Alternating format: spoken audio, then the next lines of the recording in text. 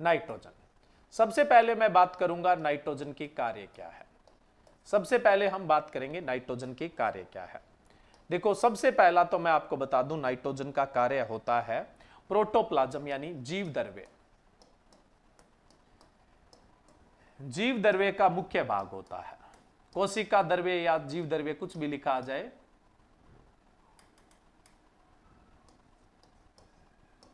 जीव द्रव्य का मुख्य भाग होता है। जो प्रोटोप्लाज्म है नाइट्रोजन उसका मुख्य भाग होता है। दूसरा देखो, यहां पे एक साथ कई कार्य बताऊंगा।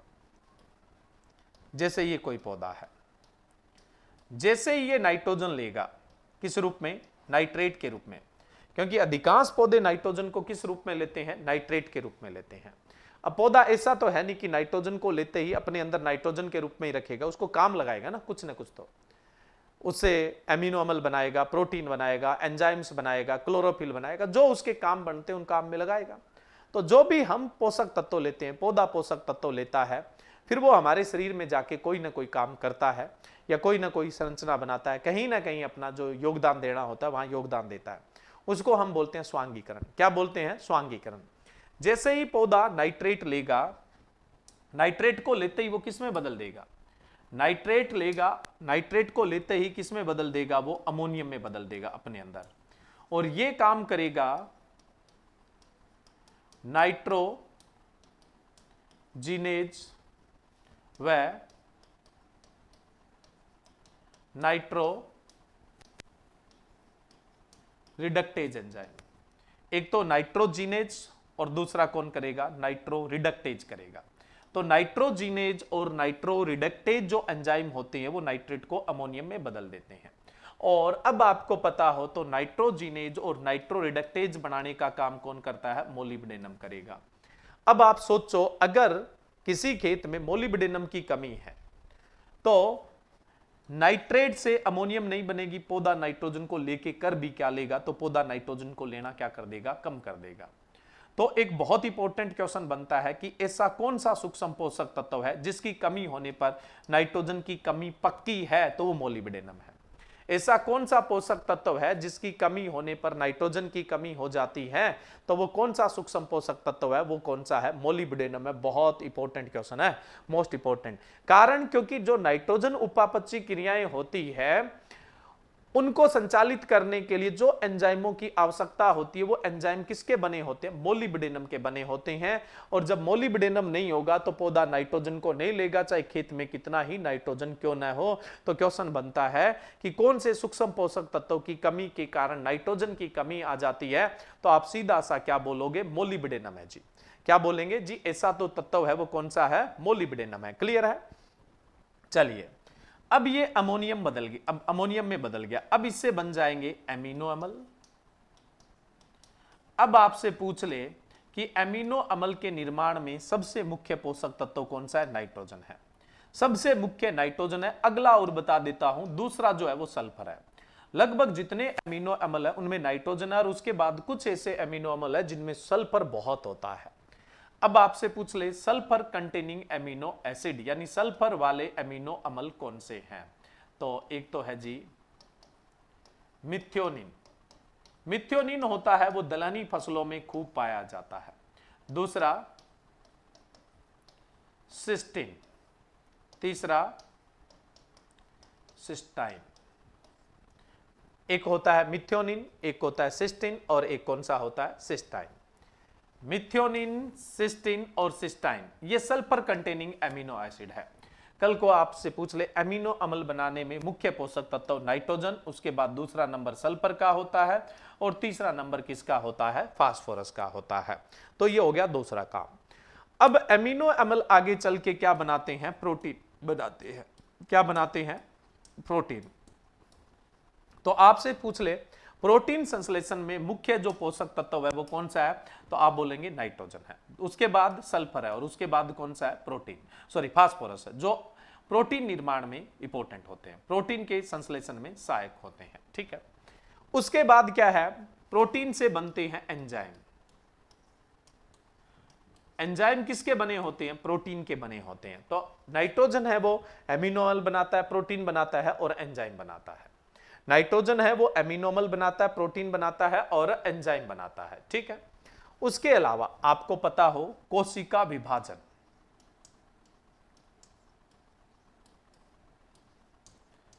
बिना प्रोटीन के कोशिका विभाजन हो ही नहीं सकता है।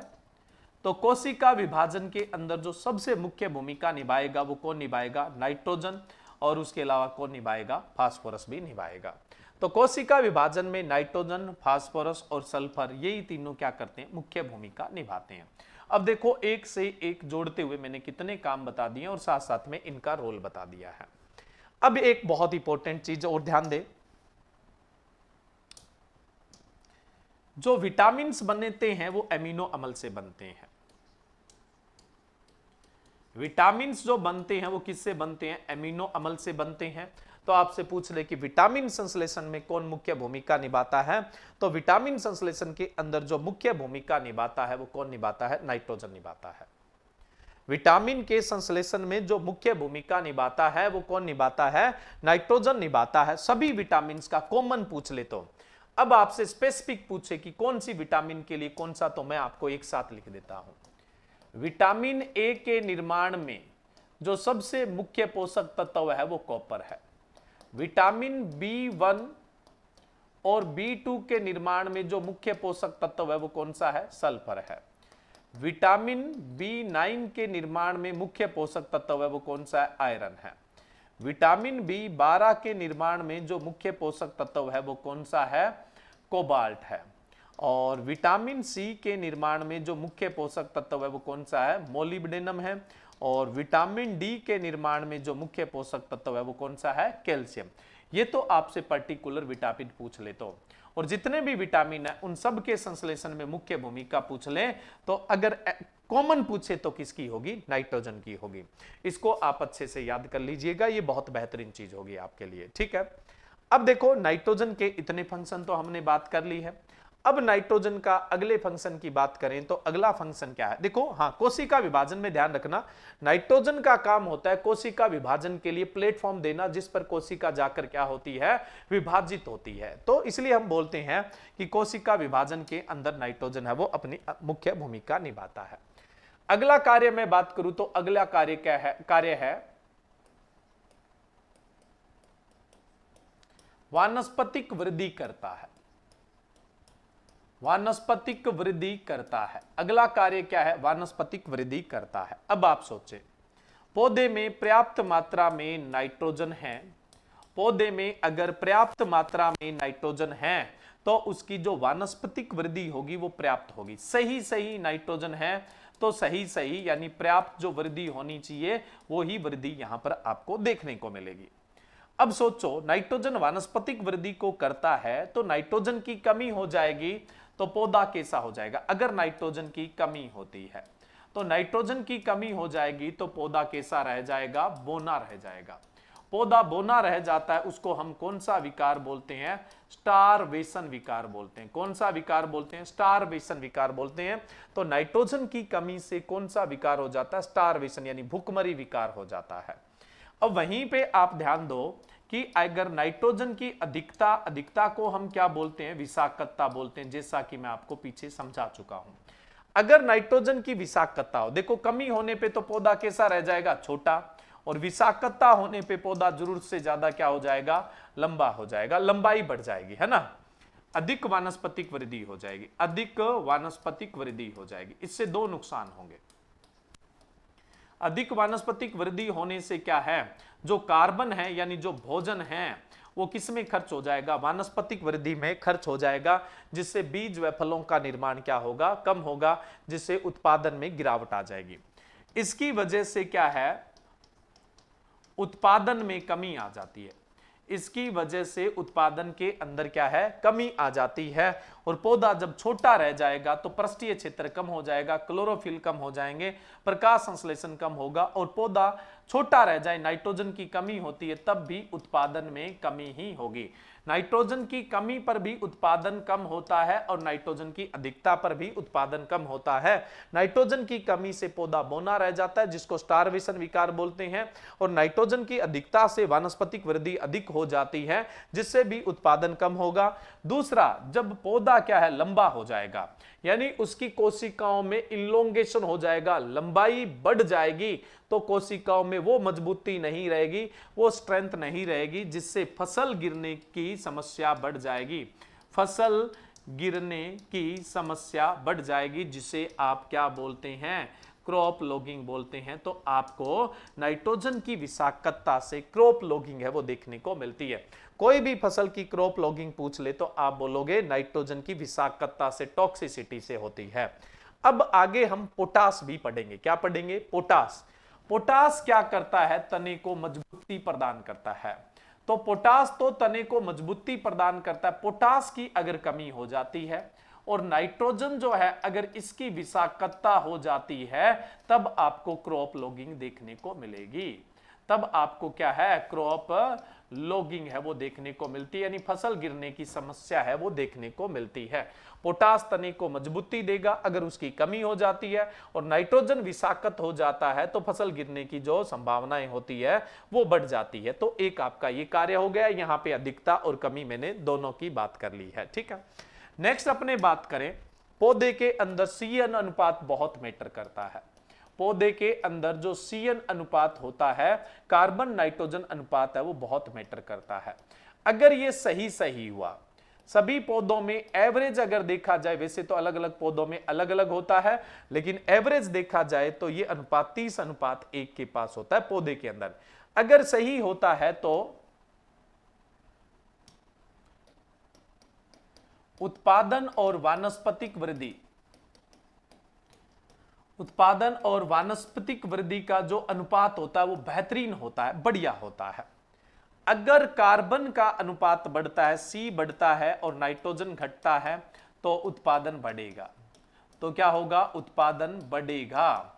और जस्ट उल्टा हो जाता है, कार्बन रेशियो नाइट्रोजन घट जाता है, यानी कार्बन घट गया, नाइट्रोजन बढ़ गया, तो इस केस में क्या होगा? वानस्पतिक वृद्धि होगी। ये कार्बन नाइट्रोजन रेशियो का भी आपको महत्व पता होना चाहिए।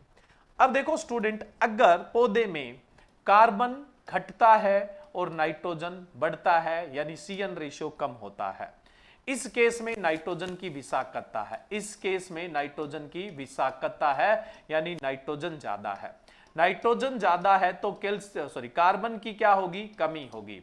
अगर मैं कार्बन की बात करूं तो कार्बन को आप स्टार्च में देखेंगे तो स्टार्च में भी तो कार्बन ही होता है। पौधे में स्टार्च की मात्रा घटेगी, और स्टार्च की मात्रा घटने का मतलब है बीज है उसमें क्या होता है? स्टार्च ही तो होता है। तो नाइट्रोजन की विषाक्तता से उत्पादन कम होगा। प्लस जो भी कंद होते हैं उसमें भी तो क्या होता है? स्टार्च होता है। तो जाहिर सी बात है, अगर नाइट्रोजन की विषाक्तता हो जाती है तो कंद वाली फसलों में कंद निर्माण घट जाता है। अगर नाइट्रोजन की विषाक्तता हो जाती है तो कंद वाली फसलों में ट्यूबर क्रॉप के अंदर क्या हो जाता है? ट्यूबराइजेशन है वो घट जाता है। चाहे वो आपको आलू बोल दे, चाहे कोई दूसरा ट्यूबर क्रॉप बोल दे, तो आपको ये कंडीशन देखने को मिलेगी। अब देखो, ये जो कार्बन है, इस कार्बन का मतलब शर्करा भी हो सकता है। अब मोनोसेकेराइड है, जैसे ग्लूकोज है, फ्रक्टोज है, मेनोज है, तो उसमें भी तो कार्बन ही है। मोनोसेकेराइड का फॉर्मूला ये तो पढ़ते हो आप। तो ये फॉर्मूला किसका है भाई? सीधी सी बात है, मोनोसेकेराइड का है। डाइसेकेराइड का फॉर्मूला आप क्या पढ़ते हो? डाइसेकेराइड का फॉर्मूला ये पढ़ते हो। तो इसमें भी क्या है? कार्बन है। तो अगर कार्बन की कमी हो जाती है, यानी नाइट्रोजन की विषाक्तता हो जाती है, तो शर्करा की मात्रा घट जाएगी। अगर नाइट्रोजन की विषाक्तता बढ़ जाती है तो शर्करा की मात्रा क्या हो जाएगी? घट जाती है। अगर नाइट्रोजन की मात्रा बढ़ती है, विषाक्तता होती है, तो शर्करा घटती है, और शर्करा घुलनशील होती है जो TSS को दर्शाती है। तो TSS भी क्या होगा? घटेगा। आपसे घुमा फिरा के पूछ ले, गन्ने में शर्करा की मात्रा कौन से पोषक तत्वों की विषाक्तता से घटती है, तो आप बोलोगे नाइट्रोजन की विषाक्तता से। गन्ने में TSS की मात्रा कौन से तत्वों की विषाक्तता से घटती है, तो नाइट्रोजन की विषाक्तता से। या किसी फल सब्जी का TSS पूछ ले कि कौन से पोषक तत्वों की विषाक्तता से घटता है, तो आप बोलेंगे नाइट्रोजन की विषाक्तता से घटता है। नाइट्रोजन की विषाक्तता से घटता है। क्लियर है स्टूडेंट? तो ये चीजें भी आपको याद रखनी है। नेक्स्ट अगला अपने कार्य की बात करें। जो नाइट्रोजन है वो हरे पत्ते वाली सब्जियां, हरे पत्ते वाली सब्जियों में सरसता लाता है। सरसता का मतलब क्या होता है? सरसता का मतलब क्या होता है? उसको मुलायम बनाता है। अब सोचो हरे पत्ते वाली सब्जियां अगर खाने में हार्ड हो, अगर आप सोचो हरे पत्ते वाली सब्जियां हैं वो खाने के अंदर हार्ड हो तो मतलब कठोर हो तो हमें बढ़िया नहीं लगेगी ना।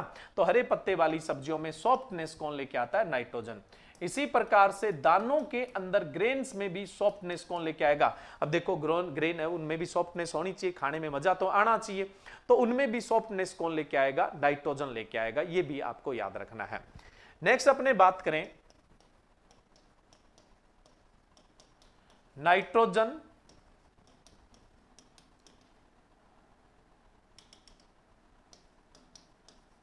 कोशिका भित्ति के टेक्सचर यानी स्थायी गुण को प्रभावित करता है, को प्रभावित करता है। कैसे करता है भाई? देखो सेल वॉल, कोशिका भित्ति किसकी बनी होती है? कोशिका भित्ति बनी होती है कैल्शियम की। अगर कैल्शियम की कमी है तो कोशिका भित्ति क्या हो जाएगी? कमजोर हो जाएगी भाई। अगर कैल्शियम की कमी है तो कोशिका भित्ति क्या हो जाएगी? कमजोर। और नाइट्रोजन क्या करता है? कोशिका भित्ति में खिंचाव कर देता है। सही सही है तब तो सही सही उसमें क्या है? फ्लेक्सिबिलिटी लेके आएगा। लेकिन अगर नाइट्रोजन की विषाक्तता हो जाएगी तो कोशिका भित्ति कमजोर हो जाएगी। अब देखो आपको ध्यान रखना है, कैल्शियम की कमी और नाइट्रोजन की विषाक्तता से कोशिका भित्ति कमजोर हो जाती है। कैल्शियम की कमी और नाइट्रोजन की विषाक्तता से कोशिका भित्ति कमजोर हो जाती है। अब देखो एक अपने चलते हैं देसी टमाटर, एक चलते हैं हाइब्रिड टमाटर, संकर टमाटर। हाइब्रिड टमाटर ज्यादा चलने लगे क्योंकि उनकी कोशिका भित्ति क्या होती है? मोटी होती है, जिससे उनकी स्टोरेज लाइफ क्या रहती है? अच्छी रहती है। जिससे उनकी स्टोरेज लाइफ है वो क्या है? अच्छी देखने को मिलती है। समझ रहे हो आप? तो अब जिसकी कोशिका भित्ति मजबूत होगी उसकी भंडारण क्षमता क्या होगी? ज्यादा। लेकिन कैल्शियम कम हो गया और नाइट्रोजन की विषाक्तता हो गई, कैल्शियम कम हो गया और नाइट्रोजन की विषाक्तता हो गई तो उस केस में कोशिका भित्ति कमजोर हो जाएगी, जिससे फल व सब्जियों की भंडारण क्षमता कम हो जाती है। यह भी बहुत इंपॉर्टेंट चीज है। यह भी क्या है? बहुत इंपॉर्टेंट चीज है, ध्यान रखिएगा। तो ये भी नाइट्रोजन के फंक्शन। मैं अकेला नाइट्रोजन नहीं करवा रहा, इससे संबंधित जितनी भी चीजें हैं वो सब बता रहा हूं। एग्जाम में किसी प्रकार का घुमा फिरा के क्वेश्चन आ जाए, आपका तो गलत होगा नहीं और किसी का पता नहीं। अब देखो नेक्स्ट अपने बात करें,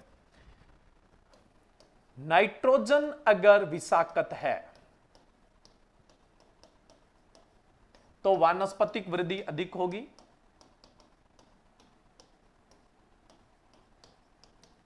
वानस्पतिक वृद्धि अधिक होगी तो वानस्पतिक अवस्था लंबी हो जाएगी। वानस्पतिक अवस्था लंबी हो गई तो फसल देरी से पकेगी। अगर वानस्पतिक अवस्था लंबी होगी तो फसल क्या होगा? देरी से पकेगी। क्यों पकेगी ये मैंने आपको बता दिया, क्योंकि टाइम तो वानस्पतिक अवस्था खा जाएगी ना। तो नाइट्रोजन की विषाक्तता से फसल देरी से पकती है। नाइट्रोजन की विषाक्तता, फास्फोरस की कमी, पोटास की कमी। नाइट्रोजन की विषाक्तता, फास्फोरस की कमी और पोटास की कमी से फसल देरी से पकती है। ध्यान रखना, अगर नाइट्रोजन की कमी होती है ना, तो वानस्पतिक वृद्धि कम होती है। वानस्पतिक वृद्धि कम होती है। वानस्पतिक वृद्धि कम होती है और वानस्पतिक वृद्धि कम होगी तो वानस्पतिक अवस्था छोटी होती है। वानस्पतिक अवस्था छोटी होती है। वानस्पतिक अवस्था अगर छोटी होगी तो फसल जल्दी पक जाएगी। फसल जल्दी पक जाती है। फसल जल्दी पक जाती है। ठीक है भाई, फसल जल्दी पक जाएगी, तो नाइट्रोजन की कमी से फसल है वो जल्दी पक जाती है। इसके साथ साथ हम ये भी बोल सकते हैं नाइट्रोजन की कमी, फास्फोरस की विषाक्तता और पोटास की विषाक्तता से फसल क्या है, जल्दी पक जाती है। नाइट्रोजन की कमी, फास्फोरस की विषाक्तता और पोटास की विषाक्तता से क्या होता है, फसल जल्दी पक जाती है, क्योंकि वानस्पतिक वृद्धि क्या हो जाएगी, वानस्पतिक वृद्धि है वो जल्दी पूरी हो जाएगी। अब देखो क्लोरोफिल का फॉर्मूला आपको आता होगा, क्लोरोफिल का फॉर्मूला आता है क्या आपको, क्लोरोफिल का फॉर्मूला हो सकता है आपने कभी पढ़ा हो, नहीं पढ़ा है तो क्या है, क्लोरोफिल देखो कार्बन हाइड्रोजन ऑक्सीजन तो होता ही होता है, क्योंकि ये तो संरचनात्मक है, ये तो कैसे हैं, संरचनात्मक तत्व है। संरचनात्मक तत्व है तो जाहिर सी बात है हर संरचना के अंदर इनका योगदान होगा ही होगा। देखो कार्बन हाइड्रोजन ऑक्सीजन तो होता ही होता है, नाइट्रोजन भी होता है और इसमें मैग्नीशियम भी होता है। तो क्लोरोफिल के फॉर्मूले में आपको ये देखने को मिलता है। मैं यहां पे आपको लिख देता हूं पर्णहरित ए, पर्णहरित बी और पर्णहरित सी। तो ये क्लोरोफिल तीनों के फॉर्मूले हैं, ये तीनों क्लोरोफिल के फॉर्मूले आपको देखने को मिलते हैं।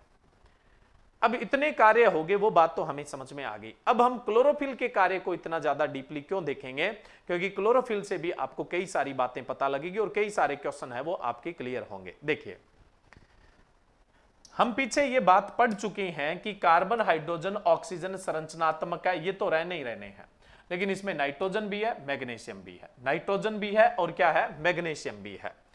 क्लोरोफिल का संरचनात्मक तत्व होता है नाइट्रोजन और मैग्नीशियम। संरचना यानी जो संरचना बनाने में पार्टिसिपेट करता है, आप देख लो क्लोरोफिल के फॉर्मूले में है, तो आप नाइट्रोजन के लिए भी बोलेंगे कि नाइट्रोजन क्लोरोफिल का संरचनात्मक तत्व है और मैग्नीशियम भी क्या है, संरचनात्मक। ये क्लोरोफिल बनता है तो यहां एक जैव उत्प्रेरक की तरह कौन कार्य करता है, मैग्नीज करता है, आयरन करता है और उसके अलावा क्लोरीन भी करता है और उसके अलावा मैं बात करूं तो सल्फर भी करता है। तो ये यहां पे एक तरह से जैव उत्प्रेरक की तरह कार्य करते हैं।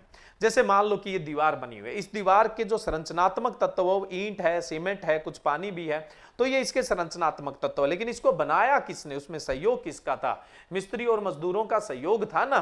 तो ये क्या है, सहयोगी है, संरचना में भाग नहीं ले रहे हैं, लेकिन इनके बगैर भी क्लोरोफिल वो नहीं बन सकता है।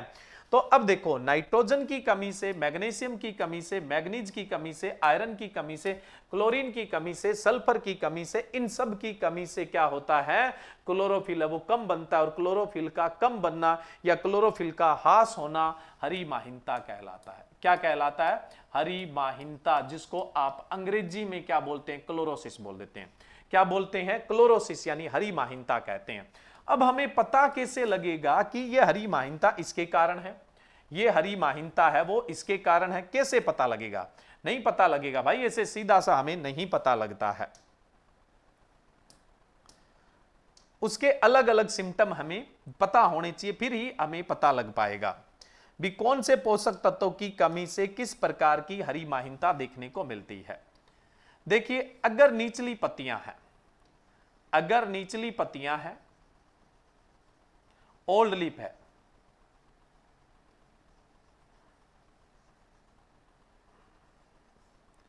अगर ओल्ड लीफ है और उन पर आपको वी शेप क्लोरोसिस नजर आती है, पहले ऐसी क्लोरोसिस नजर आएगी, धीरे धीरे ये क्लोरोसिस है वो बढ़ती जाएगी और पूरी पत्ती क्या है, पीली पड़ जाएगी।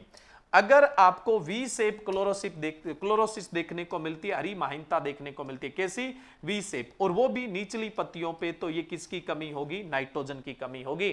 और नाइट्रोजन की कमी से हर पौधे के अंदर उसका मुख्य जो लक्षण है वो वी शेप क्लोरोसिस देखने को मिलता है। क्या देखने को मिलता है, वी शेप क्लोरोसिस है वो आपको देखने को मिलेगा। किसकी कमी से, नाइट्रोजन की कमी से निचली पत्तियों पर वी शेप क्लोरोसिस है वो देखने को मिलती है। फिर उसके बाद मैं बात करूं, अगर निचली पत्तियों पर, अगर निचली पत्तियों पर इंटरविनाइलल क्लोरोसिस देखने को मिलती है, यानी अंतःशिरा हरिमाहीनता देखने को मिलती है। अंतःशिरा हरिमाहीनता का मतलब क्या होता है, किनारे और इसकी जो शिराएं होती है, वेंस होती है, वो तो होती है डार्क ग्रीन कलर की, और बीच बीच में क्या है, जो पीले धब्बे हैं वो पड़ जाते हैं। तो ये आपको देखने को मिलता है मैग्नीशियम की कमी से। मैग्नीशियम की कमी के लक्षण भी निचली पत्तियों पे यानी पुरानी पत्तियों पे देखने को मिलते हैं। नाइट्रोजन की कमी के लक्षण भी निचली पत्तियों पे, पुरानी पत्तियों पर देखने को मिलते हैं। अगर निचली पत्तियों पर, पुरानी पत्तियों पर वी शेप क्लोरोसिस हरी माइनता है तो नाइट्रोजन की कमी है, और निचली पत्तियों पे अंतःशिरा हरी माइनता, जिसको आप इंटरविनाइनल क्लोरोसिस बोलते हैं, अगर वो देखने को मिलती है तो मैग्नीशियम की कमी से। और आपसे कभी भी रोजेसी कुल के सदस्यों में, जैसे गुलाब है, सेब, नाशपाती, खुमानी, आड़ू, आलू बखेरा, चेरी, और उसके अलावा मैं बात करूं तो जो भी रोजेसी कुल से आते हैं, सोलेनेसी कुल के कोई भी पौधे, सोलेनेसी, टमाटर, बैंगन, मिर्च, आलू, तंबाकू, अश्वगंधा, बेलेडोना, इनमें किसी में आपसे क्लोरोसिस पूछ ले, या क्रूसीफेरी के अंदर आपसे क्लोरोसिस पूछ ले, तो इनके अंदर हमेशा ही क्लोरोसिस ज्यादातर मैग्नीशियम की कमी से ही देखने को मिलती है। ये मैंने एक साथ आपको फसलें बता दी है। क्रूसीफेरी में सारी सरसों, तारा मीरा सब आ जाते हैं, सारी गोभी वर्गीय सब्जियां आ जाती है, मूली आ जाता है, सलजम आ जाता है। इनमें क्लोरोसिस का नाम लेते ही आप मैग्नीशियम राइट कर दीजिए, बस बात खत्म, आपका क्वेश्चन है वो सही हो जाएगा। अब हम बात करें, देखो जो ऊपर पत्तियां दिखाई जाती है, बीच में वो तो मध्यम पत्तियां, वो नई व पुरानी का मिश्रण होता है। जो ऊपर पत्तियां दिखाते हैं उनको नई पत्तियां बोलते हैं, यानी न्यू लीफ बोलते हैं। जो अपर लीफ होती है उनको नई पत्तियां बोलते हैं, न्यू लीफ बोलते हैं।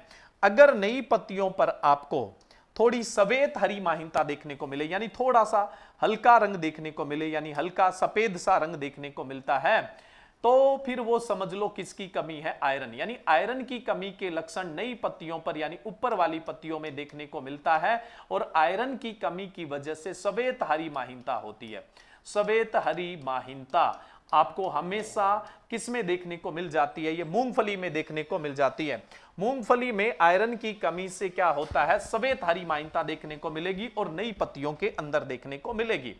और अगर आपको नई पत्तियों पर ये जो अंतःशिरा हरी माहिनता थी, ऐसी अगर अंतःशिरा हरी माहिनता आपको नई पत्तियों पर देखने को मिल जाए तो पक्का मैग्नीज की कमी होगी। किसकी कमी होगी, मैग्नीज की। नई पत्तियों में अंतःशिरा हरी माहिनता देखने को मिले तो पक्का किसकी कमी मान के चलोगे आप, पक्का मैग्नीज की कमी मानकर चलोगे।